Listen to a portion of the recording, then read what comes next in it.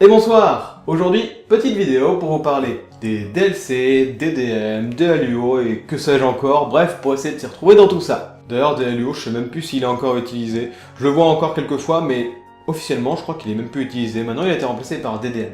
Bref, qu'est-ce que ça veut dire tout ça? Alors, DLC, ça veut dire date limite de consommation. DLUO, c'est date limite d'utilisation optimale. Et DDM, c'est date de durabilité minimale. Donc en gros, DDM et DLUO, ça a la même signification. Mais entre DLC d'un côté et DDM et DLUO de l'autre, il y a une différence. La différence vient du fait que date limite de consommation, ça veut dire que lorsqu'on dépasse cette date, l'aliment est considéré comme impropre à la consommation.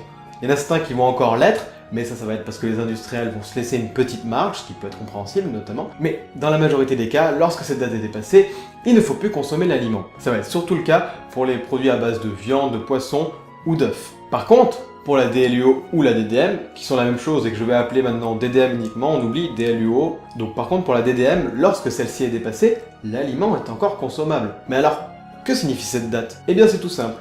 Lorsque cette date est dépassée, les qualités de l'aliment vont être quelque peu altérées. Ils vont être un peu moins bons, la texture ne sera plus exactement la même. Par exemple, pour un biscuit, ça va souvent être une DDM.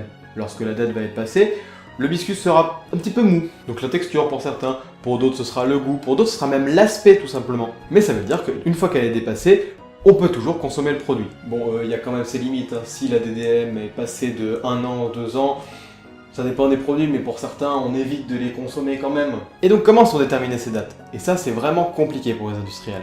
Ça va dépendre de beaucoup de paramètres.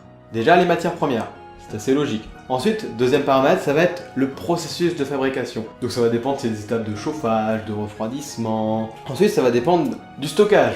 S'il est conservé au frais, s'il est conservé à température ambiante, au chaud. Et donc pour déterminer ces dates, ils vont faire des tests microbiologiques. Donc là, je ne vais pas rentrer trop dans le détail, c'est assez vite compliqué, mais pour vous faire simple, ils font des tests de vieillissement, simplement, ils laissent l'aliment comme ça, et ils font des tests microbiologiques dessus régulièrement, et ils voient ce qu'il y a dans l'aliment. À partir d'un certain seuil microbiologique, on considère que l'aliment est impropre à la consommation, et donc c'est ce qui fixe la date limite de consommation. Donc voilà, pour faire un petit résumé, donc tout ce qui va être DLC, les à consommer avant le... une fois que la date est dépassée, on considère qu'il est impropre à la consommation, donc ça, je vous conseille de ne pas les consommer, tout simplement une fois que cette date-là est dépassée. Et tout ce qui va être DDM, DLUO, ou même encore à consommer de préférence avant le, une fois que cette date est dépassée, on peut encore le consommer, mais l'aliment sera moins bon, aura une moins bonne texture, ou sera moins beau. Mais il est encore comestible, il n'y a pas de problème. Et d'ailleurs, tant qu'on y est, je voulais vous donner une petite astuce pour savoir si un œuf est frais ou non. Alors normalement, un œuf, 28 jours après la ponte, on considère qu'il n'est plus bon pour la consommation humaine. Mais parfois, on a enlevé l'œuf de la boîte, le code s'est effacé, du coup on ne sait plus trop si l'œuf est bon ou non. Et donc ça, il y a une astuce très simple. Ne partez pas, je reviens. Donc on prend de l'eau, et on prend son œuf, ça c'est mieux, j'ai oublié. Voilà, un œuf. Et c'est très simple, simplement on plonge l'œuf dans l'eau. Alors je sais pas si vous voyez bien, mais là l'œuf il coule. Ça veut dire qu'il est encore bon à la consommation, il n'y a aucun problème. Par contre, si l'œuf flotte, faut mieux éviter de le consommer. Pour vous expliquer brièvement, simplement parce qu'il y a une poche d'air dans l'œuf. Et cette poche va avoir tendance à grandir au fur et à mesure du temps, puisqu'il y a des réactions dans le blanc d'œuf qui produisent du gaz, qui vont faire grandir cette poche d'air. Et au bout d'un certain temps, cette poche d'air sera telle que l'œuf, lorsqu'on le plonge dans l'eau, va flotter. Alors que quand l'œuf est encore frais, la poche est trop petite pour faire que l'œuf flotte. Et donc, l'œuf coule. S'il flotte pas en même temps, il coule. Hein. Peut-être au milieu, hein, mais s'il est au milieu, c'est que c'est encore bon. Voilà! J'espère que cette vidéo vous a plu, si c'est le cas, n'hésitez pas à laisser un petit pouce bleu, à vous abonner à la chaîne, et mettez la cloche, hein, toujours, hein, pour avoir une petite notification quand je sors une vidéo. Et n'hésitez pas aussi à laisser un petit commentaire pour me dire ce que vous aimez, ce que vous aimez moins, pour faire des remarques, surtout, n'hésitez pas. Et sur ce, je vous dis à la prochaine, salut! Tiens, vous êtes encore là? Je range mes œufs, vous y voyez pas l'inconvénient, j'espère? Ah bah oui, vous êtes encore là pour la outro.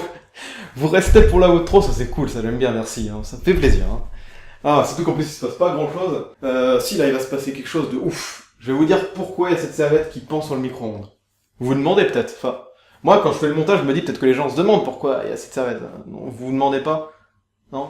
Bon bah je vous dis quand même pourquoi il y a ça. Simplement parce qu'il y a l'heure, et donc du coup quand je fais le montage après, j'ai peur que ça fasse n'importe quoi, enfin que quand je fais un cut, il y a l'heure qui change, c'est pas... Et aussi parce que je trouve ça hyper anxiogène de voir l'heure pendant que je fais le montage, et pour vous voir l'heure, enfin bref. Je préfère la cacher. Alors ouais, c'est pas très esthétique, il y a une vieille serviette qui pend, mais bon.